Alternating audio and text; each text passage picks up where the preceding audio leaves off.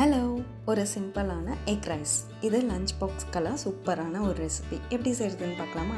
இதுக்கு ஒரு டம்ளர் ரைஸை நல்லா ஒரு 2 to 3 டைம்ஸ் வாஷ் பண்ணி ஒரு 1/2 hour போல் ஊற வச்சிடலாம். கூடவே ஒரு வெங்காயம், கொஞ்சமாக பூண்டு, கொஞ்சம் இஞ்சி, ஒரு கேப்சிகம் எடுத்துக்கலாம்.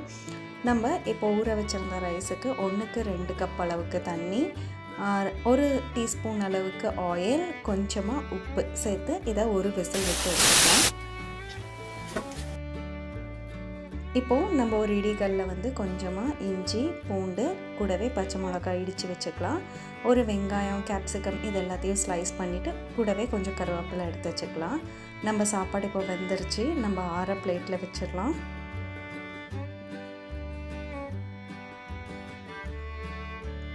இப்போது ஒரு பேனில் கொஞ்சமாக ஆயில் சேர்த்துட்டு சோம்பு, கருவேப்பிலை, வெங்காயம் இதெல்லாம் சேர்த்து நல்லா வணக்கி விட்டுடலாம்.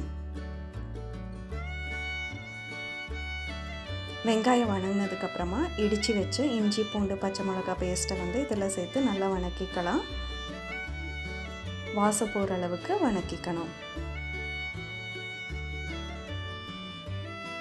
அடுத்ததாக கொஞ்சமாக மஞ்சள், உப்பு, மிளகாய் பொடி, கரம் மசாலா இதெல்லாம் சேர்த்து நல்லா வணக்கிக்கலாம்.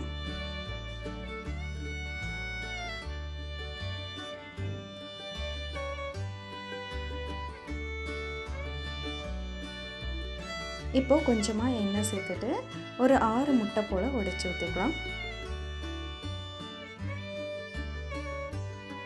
இதை மசாலாவோட நல்லா மிக்ஸ் பண்ணி விட்டுடலாம்.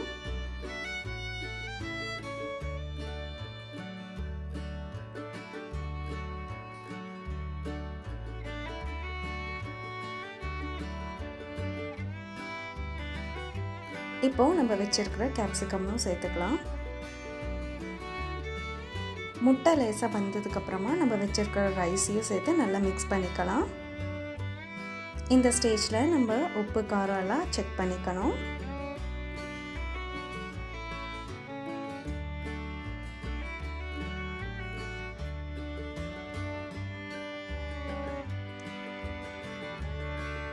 கடைசியாக கொஞ்சமாக பெப்பர் பவுடரை தூவி இறக்கிட்டோம்னா நம்மளோட எக் ரைஸ் சூப்பராக ரெடி ஆகும். இது குழந்தைங்களுக்கு, பெரியவங்களுக்கு லஞ்ச் பாக்ஸுக்கெல்லாம் ரொம்ப டேஸ்ட்டாக இருக்கும். ட்ரை பண்ணி பாருங்கள். தேங்க்யூ ஃபார் வாட்சிங். பை.